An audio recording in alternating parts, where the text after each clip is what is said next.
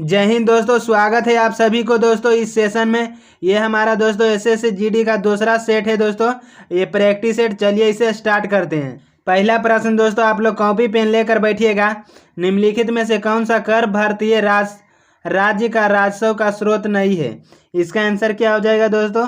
इसका right answer हो जाएगा ऑप्शन नंबर डी दोस्तों, निगम कर इसका स्रोत नहीं है दोस्तों। निगम कर दोस्तों किसका उदाहरण है? ये दोस्तों प्रत्यक्ष कर का दोस्तों उदाहरण है निगम कर। दोस्तों आगे बढ़ते हैं नेक्स्ट प्रश्न में। अगला प्रश्न है दोस्तों, मांग अनुदान कब बन जाती है? दोस्तों मांग अनुदान कब बन जाती है? इसका आंसर क्या हो जाएगा दोस्तों? Option A, option B, option C, option D. दोस्तों इसका आंसर क्या हो जाएगा? इसका राइट आंसर हो जाएगा दोस्तों ऑप्शन सी, मांग स्वीकार हो जाने के बाद मांग अनुदान बन जाती है दोस्तों। मांग स्वीकार हो जाने के बाद दोस्तों अनुदान का उल्लेख कौन से अनुच्छेद में है दोस्तों? तो ये भारतीय संविधान के दोस्तों अनुच्छेद 275 में अनुदान का उल्लेख किया गया है। और दोस्तों संविधान संशोधन के अनुच्छेद के 112 में दोस्तों वार्षिक वित्तीय विवरण का उल्लेख किया गया है दोस्तों।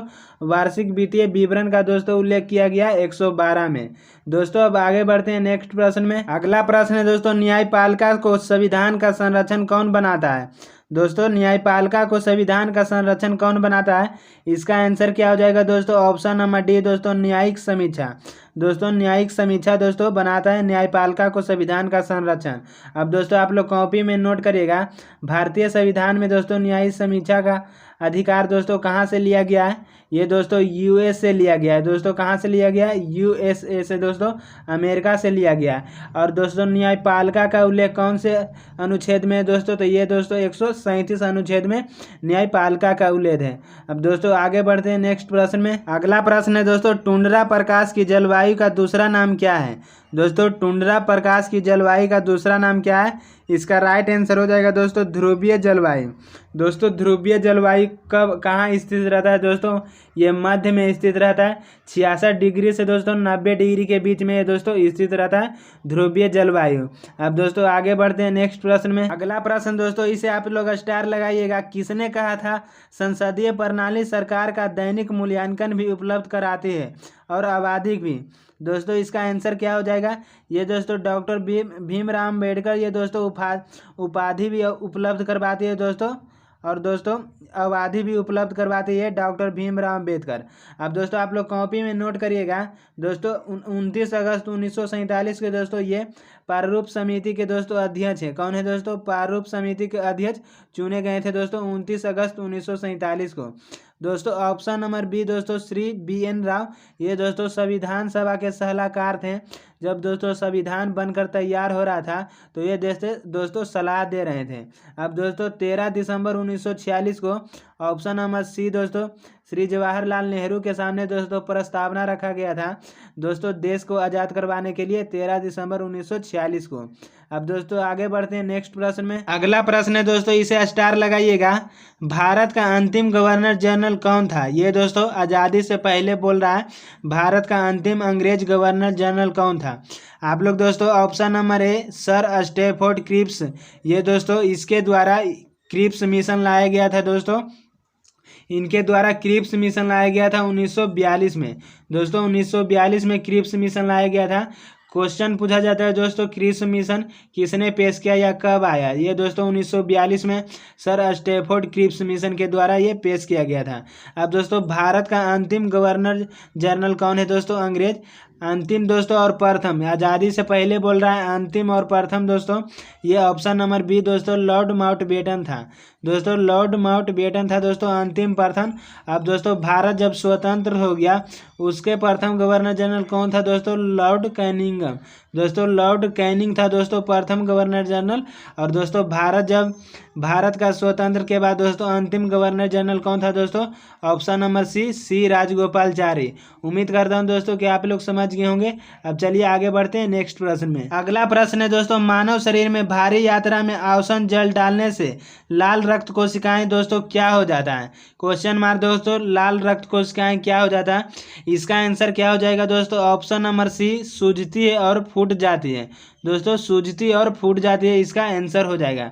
अब दोस्तों आप लोग कॉपी में नोट करिएगा दोस्तों, मानव शरीर की सबसे छोटी कोशिका कौन है दोस्तों?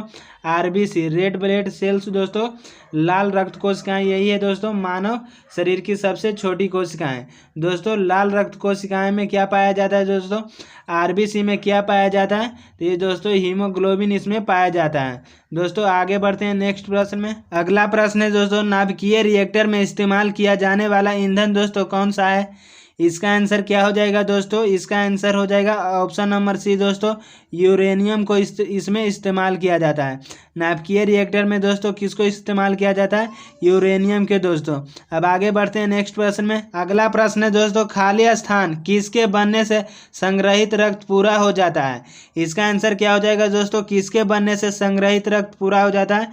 तो इसका राइट आंसर हो जाएगा दोस्तों ऑप्शन नंबर बी, मिथमोग्लोबिन को दोस्तों बनने से इसका रक्त दोस्तों पूरा हो जाता है, संग्रहित रक्त पूरा हो जाता है। दोस्तों ऑप्शन नंबर ए दोस्तों, हेमियोथ्रिन दोस्तों किसका वर्णक है दोस्तों? किस रंग का वर्णक है?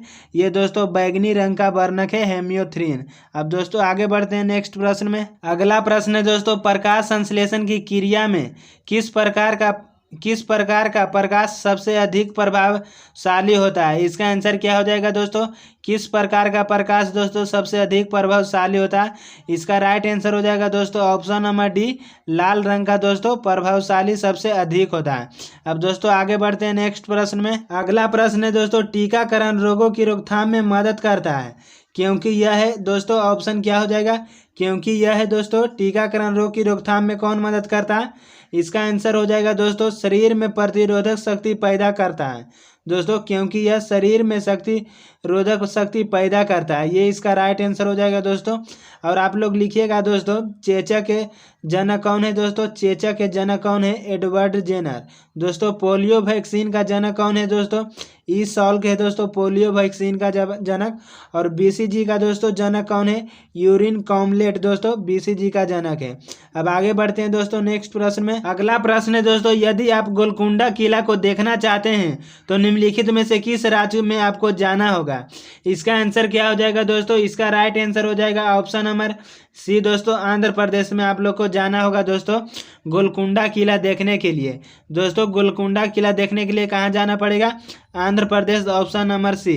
दोस्तों गोलकुंडा को 1667 में दोस्तों इसे औरंगजेब ने जीत लिया था। दोस्तों गोलकुंडा को 1667 में औरंगजेब ने दोस्तों इसे जीत लिया था। अब आगे बढ़ते हैं दोस्तों नेक्स्ट प्रश्न में। अगला प्रश्न है दोस्तों, भारतवर्ष का सबसे बड़ा सभा भवन श्री सन्मुखानंद दोस्तों हॉल कहाँ स्थित है? इसका आंसर क्या हो जाएगा दोस्तों?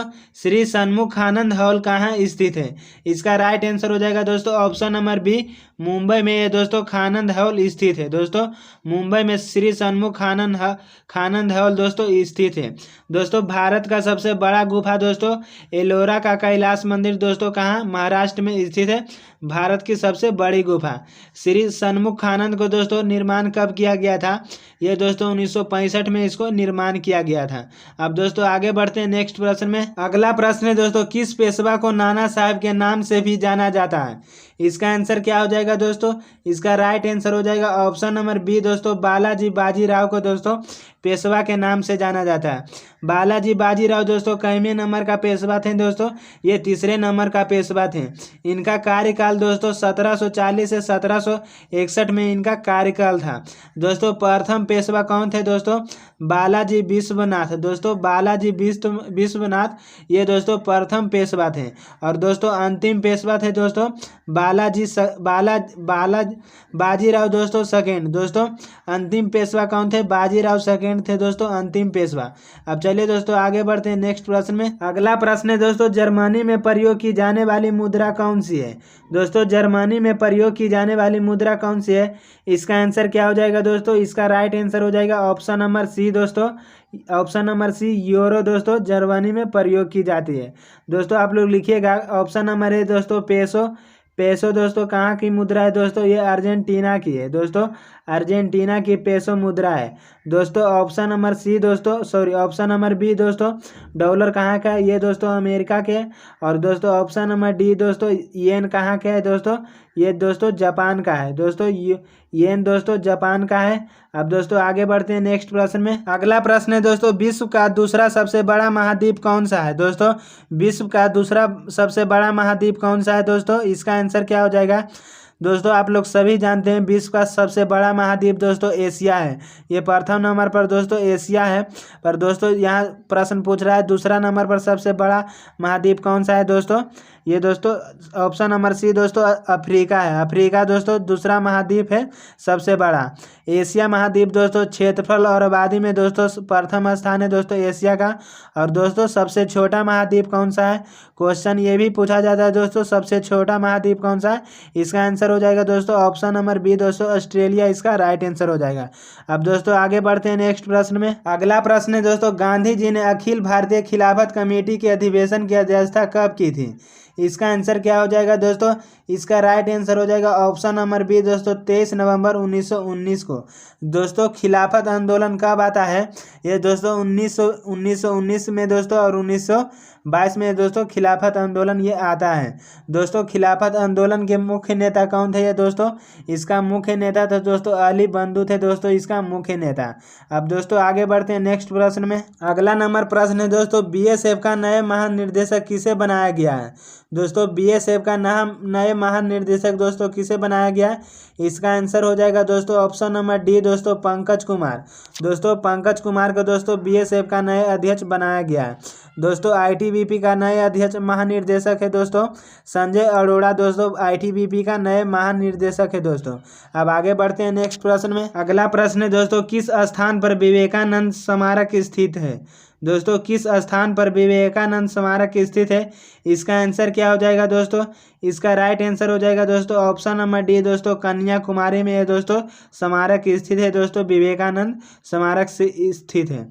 अब दोस्तों आप लोग लिखिएगा, स्वामी विवेकानंद दोस्तों स्मारक राम किशन मिशन की स्थापना दोस्तों स्वामी विवेकानंद दोस्तों राम किशन मिशन की स्थापना 1887 में किया था। और एक दोस्तों और इम्पोर्टेंट क्वेश्चन दोस्तों, बेलूर मठ का भी दोस्तों स्थापना किसने किया था, स्वामी विवेकानंद ने दोस्तों बेलूर मठ का दोस्तों स्थापना किया था 1887 में।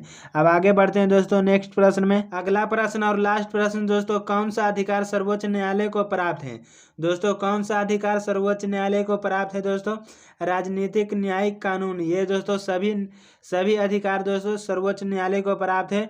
इसका राइट आंसर हो जाएगा दोस्तों ऑप्शन नंबर डी दोस्तों इनमें सभी। दोस्तों उम्मीद करता हूं कि आप लोग को ये क्लास अच्छा लगा होगा। दोस्तों फिर मिलते हैं किसी और नए वीडियो में, तब तक के लिए जय हिंद, वंदे मातरम।